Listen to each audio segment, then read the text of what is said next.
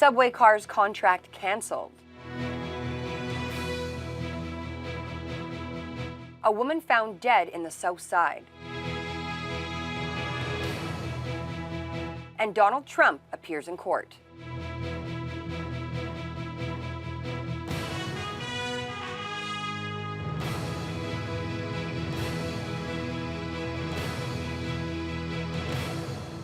Good evening and thanks for joining us. The head of the union representing local Alstom workers is reacting to the latest blow to the railcar plant. The Toronto Transit Commission has withdrawn its request for proposals to produce 480 subway cars due to a lack of government funding. Alstom was one of 4 companies which pre-qualified to submit bids for the massive $2.3 billion contract. Unifor Local 1075 President Justin Roberts says it's not good news for a plant which is struggling to survive. Well, we are very disappointed that the contract's been put on hold. That contract was very important to us for our future. We're really hoping that when it does come back up for bid, that our facility has a good chance of getting it there. I know we are going to compete to get that contract when it comes back, but we are very disappointed that we have lost it for the time being. The local plant has produced hundreds of Toronto subway cars in the past, and Roberts was hoping this new contract could help bring back the workforce to previous levels. Around 900 employees were laid off in 2020 when several contracts ended. There's currently about 240 uniform members working in the plant, but more are coming back as the plant ramps up to refurbish 94 older GO Train cars for Metrolinx. Meanwhile, the first of 60 new streetcars for the TTC was just delivered this week, but the plant needs another contract soon. Roberts wants the federal and provincial governments to come up with their share for the subway cars and increase Canadian content rules to help Alstom win the contract. And we would really appreciate if the 3 levels of government could get back together and figure this out so we could get some funding to get these contracts going again in the future, because without future contracts, our members, we've only got about 20 to 24 months of work on the books right now, so those contracts are really important to us for our future. A woman was found dead in a South Side laneway last night. Thunder Bay police are now investigating the circumstances of her death. According to police, officers were dispatched to the 200 block of Norris Street North at around 8:40 p.m. after the body of the deceased woman was located in the back lane. Major crimes and forensics identification units are involved in the investigation. No details have been provided at this time as the identity of the woman or the possible cause of her death. A significant police presence is expected to remain in the area while the investigation continues. A single vehicle transport crash on Highway 11 near Beardmore resulted in 2 people being transported to hospital early this morning. The transport was flipped onto its roof in the ditch, approximately 20 kilometers south of Beardmore, near the BZA First Nation. Members of the Nipigon OPP, along with firefighters and paramedics, responded and helped extract the occupants. A section of Highway 11 was partially blocked off with traffic control in place. The scene was later attended by an air ambulance, and OPP say both occupants were being transported to hospital. The extent of injuries is unknown at this point. However, police believe them to be non-life-threatening. Another leadership candidate for the Ontario Liberal Party was in the Northwest this week. Yasir Naqvi is one of the 5 candidates campaigning to lead the Liberals against the Ford government in the next provincial election. Naqvi made the move back from federal politics to the provincial party and promises to improve healthcare and connectivity in this region. Mike Lang reports. I'm running because I'm really concerned about the future of Ontario. Under Doug Ford, we're seeing significant harm to our healthcare system, which is the #1 issue that everybody talks about. From MPP to MP to potential party leader, Yasir Naqvi spent 11 years in provincial politics in the Ottawa region, serving several cabinet roles in the Kathleen Wynne government. He also became the first visible minority to assume the role of Attorney General in 2016. Then after a 2-year stint as a federal MP, Naqvi announced in June his intent to run for leader of the Ontario Liberal Party. He brought his campaign to Thunder Bay, Kenora, Dryden, Fort Francis, and Sioux Lookout, and promises to make frequent visits to the Northwest if he becomes the Liberal leader. In order for us to represent Northerners, Northwesterners, we have to come here. not just once, but on a regular basis so that we can engage and talk to people, we can learn from them. But on top of that, what I want to make sure to build a team that is representative of Northern Ontarians. Former Thunder Bay Superior North MPP Michael Gravel is a big supporter of Naqvi, as they served in cabinet together for many years. For me, Yasir is the right one. One thing I always knew about Yasir was that he cared a great deal about Northern Ontario. Although he was representing Ottawa in the legislature, he cared a great deal, particularly when he was a cabinet minister, to make sure that he understood what were the priorities in Northern Ontario. Several other leadership candidates have also made stops in the Northwest, including Nathaniel Erskine-Smith in late June. Presumed frontrunner Bonnie Crombie was in the Northwest in late July, meeting with Liberal Party supporters. The other two leadership candidates are current Liberal MPP Ted Hsu and Adil Shamji. Hsu will be in Thunder Bay next Thursday. I think all five of us have the right motivations and working really hard to rebuild the Ontario Liberal Party and so that we can defeat Doug Ford in 2026. September 11 is the last date for Liberal Party members to enter the vote for their new leader. The voting then takes place between November 25th and 26th, while the results will be announced on December 2nd. Mike Lang, TBT News. A 63-year-old driver from Alberta has been charged with careless driving after colliding with a police cruiser in Kenora. OPP say the incident happened on Lakeview Drive in Kenora just after 12:30 this morning. Police say the driver apparently fell asleep and collided with the side of the police cruiser while officers were conducting radar enforcement. Fortunately, no injuries were reported, but the cruiser sustained considerable damage. The search for St. Joseph Care Group's next president and CEO has ended, and the role will be going to someone who already works in the organization. Janine Black is the current vice president at St. Joe's and has had a lengthy career with the Care Group. She'll be taking over in early September. Jess Clement reports. St. Joseph's Care Group found its new CEO under its own roof. Current Vice President Janine Black will be taking over the role from Kelly O'Brien, who was in the position for a year and a half before resigning back in March. Black's career with the organization started back in 1997 as a speech-language pathologist. She ended up leaving the organization but came back in 2011. Throughout her tenure in the Care Group, she has taken on progressively larger responsibilities, including as manager of Integrated Senior Services, director of Seniors Health, and vice president. She says the mission and culture of the organization has always stood out to her. The primary thing that brought me back to St. Joseph's Care Group is the mission and vision and values of the organization and the way that impacts our culture. So I watch the way that our leadership interacts with our staff, the way that our staff interact with our clients, the way that everyone here treats each other, and that's why I want to be at this organization and to be leading it in the future. Board Chair Susan Fraser said Black's appointment followed an extensive national search process that revealed multiple talented candidates. In the end, Black was a perfect fit based on her commitment to quality, care, and safety, and her collaborative leadership style. We're very happy to welcome Janine. I think she's, again, going to be a tremendous asset leading us forward. We're starting a new strategic plan, so she'll be integrally involved in that, and we have every confidence in the world with her as our new CEO and president. Black says the organization meets so many diverse needs, and she's excited to lead and work with staff. My goal is to support the leadership team to move all of our different initiatives forward and also to support our board of directors as they move the strategic plan forward that they are in the process of developing right now. Black's position will be effective September 8th. Jessica Clement, TBT News. One of Thunder Bay's most popular cultural festivals will return to full scale this long weekend after 3 years of being scaled down. Festa Italiana is preparing to welcome back thousands of attendees to the Italian Cultural Center.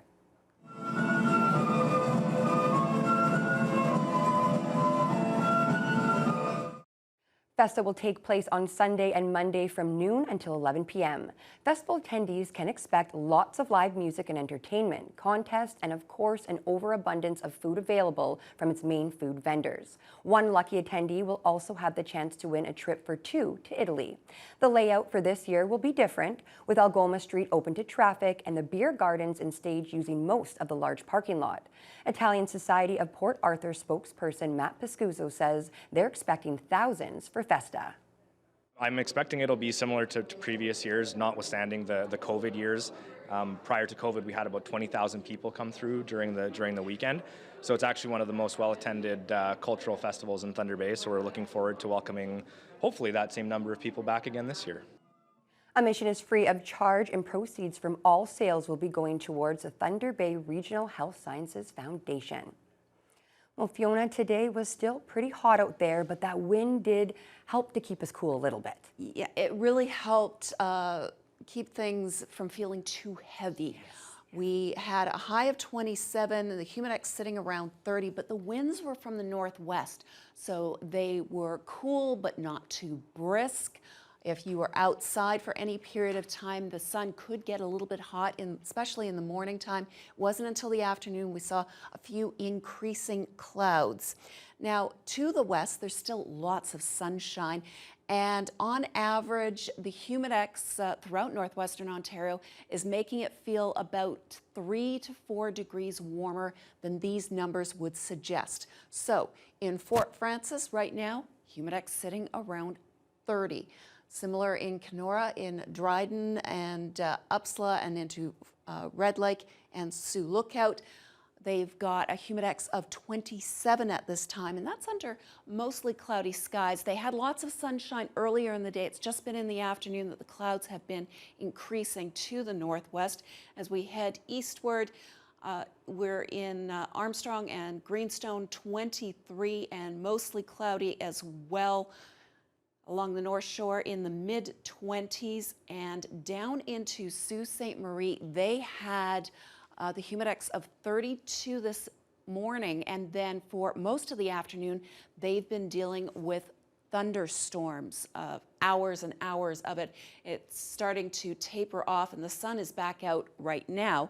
They're still in line for a couple more over the next couple of hours, but they're currently at 23, and again, a humidex of 26. So here in the city of Thunder Bay tonight, we are going to see mainly clear skies, a low of 16. And as we head into Friday, well, it's actually looking quite comfortable. The humidex won't be quite as extreme in some areas. Thunder Bay is still going to be quite warm, but not too far off for seasonal for this time of year. And a lot of sunshine. I'll have more details on what will follow that for your long weekend later on in the news hour. Thanks, Fiona. Well, turning to national news, former U.S. President Donald Trump was back in court today. We'll have details on that and much more when we return. What we saw on January 6th did, in fact, prohibit Congress from actually doing its job.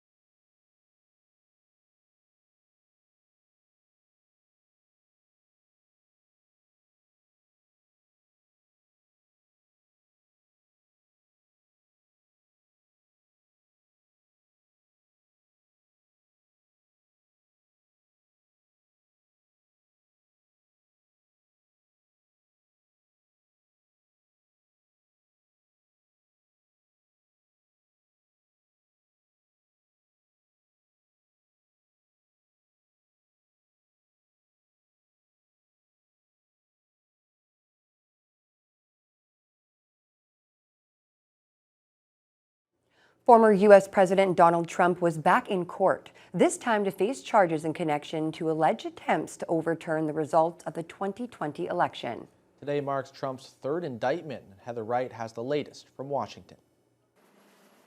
Donald Trump arrived at court in Washington, D.C. this afternoon to answer to 4 federal charges relating to efforts to overturn the 2020 election. Outside the courthouse, supporters and protesters squared off as chants of "lock him up" broke out. Inside, the former president entered a plea of not guilty to all charges: conspiracy to defraud the United States, conspiracy to obstruct an official proceeding, an attempt to obstruct an official proceeding, and conspiracy against the rights to vote. What we saw on January 6th did in fact prohibit Congress from actually doing its job. Somebody has to be held accountable for that. This is Trump's third arraignment this year. In total, he faces 78 charges related to alleged hush money payments, his handling of classified documents, and now his role in the January 6th insurrection. In the 45-page indictment, special counsel Jack Smith says Trump was determined to remain in power despite having lost an election and knowingly and repeatedly spreading lies. The attack on our nation's capital on January 6th, 2021 was an unprecedented assault on the seat of American democracy. His defense will likely center on his First Amendment right to free speech, which political expert Eric Ham calls weak, saying Trump went far beyond speaking and took action. You attempted fake electors. You attempted to stop the American people who voted. I mean, because again, we're talking about the bedrock of American democracy. Trump still maintains a strong lead in the GOP primary, and he took to Truth Social this afternoon, slamming these latest charges, but also celebrating them, saying he's one indictment away from being reelected. Heather Wright, CTV News, Washington, D.C. Trump has since left court, where he pleaded not guilty to 4 federal charges and delivered a brief remark to reporters before boarding his plane, saying today is a sad day for America. There are more than 1,000 wildfires still burning in Canada, with hundreds out of control. In British Columbia, more people are being forced from their homes near Kamloops in the interior of the province due to the Adams Lake wildfire. The fire is burning east of Kamloops in the Shipwrecks region. So far, the owners of 55 properties have been ordered to leave, as well as 75 properties in the Thompson-Nicola region. BC Wildfire Service says the fire has grown to over 2,500 hectares and is believed to have been caused by lightning. I was half a mile from it, and you could feel the radiant heat like you were standing in front of a pizza oven. The color of the air was orange. And this is a situation not far from Pemberton, BC, which is north of Whistler, where wildfire continues to roar over small communities. Several structures have been destroyed. The area was originally on evacuation alert, but when winds shifted suddenly earlier this week, the alert turned into an order. There are currently more than 350 fires burning in BC. More than 500 people are under evacuation orders and nearly 10,000 are on alert. Sticking in BC, we get more information on a 25-year-old firefighter who lost his life fighting the largest wildfire in British Columbia's history. Alison Hurst reports. This was Zach Muse's third summer fighting wildfires in BC. He was honestly one of the greatest men that I've ever had the honor of working next to. The 25-year-old from Waterford was fighting the Donny Creek fire, the largest wildfire in British Columbia's history, when police say the utility vehicle he was in rolled over a steep drop on a gravel road. Despite his crew's best efforts, Muse died. He kept mentioning just how honored and how excited he was to get to put his mark on the Donny Creek fire. I specifically picked him for this assignment to go up there because I knew it was a large scale, and I wanted to send a crew up that could do some good work and really make an impact. They were working on a pump site when there was a request to go retrieve fuel for the pump, and Zach volunteered to help with that, and that's when the incident occurred. It happened Friday, July 28th, on the final day of his crew's deployment to the fire in northern BC. It's hard. There's no other words to describe it. It's just a tragic loss. Muse's family emailed CTV News a statement saying, "We are devastated by the sudden and tragic loss of our son, brother, and friend. Zach loved life and loved what he was doing. He will be missed by all who knew him." Muse's crew spoke with his family. Their primary concern was making sure that we were okay, and despite everything they were going through, they just wanted to express their gratitude and their thankfulness for everything that the crew did for him. Muse is the 4th firefighter in Canada and the 2nd in BC to die on the job during this year's historic wildfire season. To go through this again is heartbreaking. On behalf of the province, I want to offer my deepest sympathies for this young man's family, friends, colleagues, and the entire wildfire fighting community. Muse's family has set up a fundraiser in his name to benefit the Canadian Critical Incident Stress Foundation's Camp Faces program. Allison Hurst, CTV News. Turning to some lighter news now, great news for Taylor Swift fans, as her world tour will come to Canada after all. Like 10 minutes ago, and I was so excited. My friend texted me, so we registered for tickets. Taylor Swift added 15 more tour dates, 6 of which will be at the Rogers Centre in Toronto. It comes after weeks of disappointment for Canadian fans and even a personal plea from the Prime Minister when the original tour had no Canadian dates. Tickets go on sale August 9th, and dates for the concert will be in November of 2024. But fans can log on to register for ticket sales now. Lizzo has spoken out on social media for the first time since being sued by 3 former dancers. The singer saying, quote, "Usually I choose not to respond to false allegations, but these are unbelievable as they sound and too outrageous to not be addressed." She goes on to say, "I am hurt, but I will not let the good work I've done in the world be overshadowed by this. I want to thank everyone who has reached out in support to lift me up during this difficult time." Lizzo and members of her team are being sued for alleged harassment and for creating a hostile work environment, among other charges. The man behind the deadliest anti-Semitic attack in American history has been formally sentenced to death.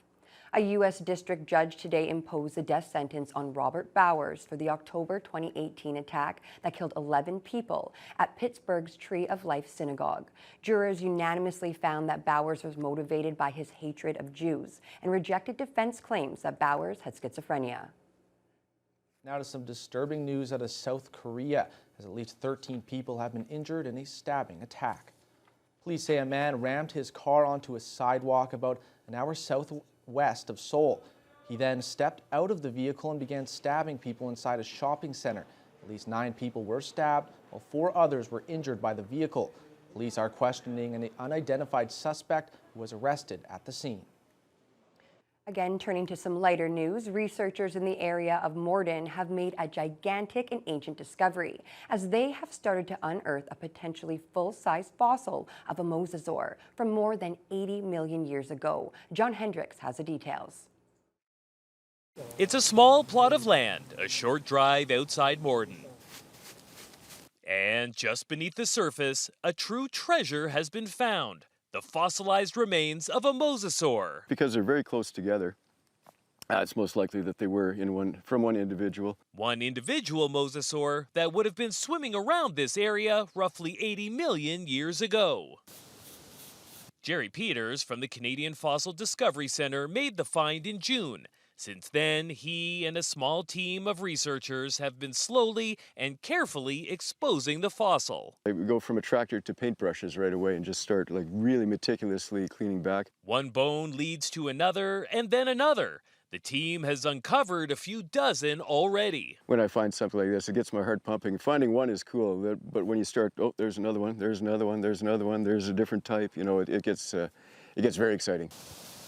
This area is known to be a good area for mosasaur fossils. The Morden area is where Bruce was found. Bruce is the largest publicly displayed mosasaur in the world. The last few decades, last few years, we were only finding fossils by chance. But now, with the program that we are developing here, we are starting to find the fossils on purpose. Fossils like this one. Here, there's over 70 species worldwide. We predominantly find 3 different species in our area here, but you never know when a new species might emerge.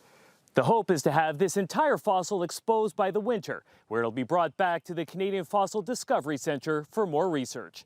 John Hendricks, CTV News, near Morden. Now to a curious consequence of climate change. Changing ocean currents and intensifying storms are helping unearth some long-forgotten pieces of Canada's maritime past.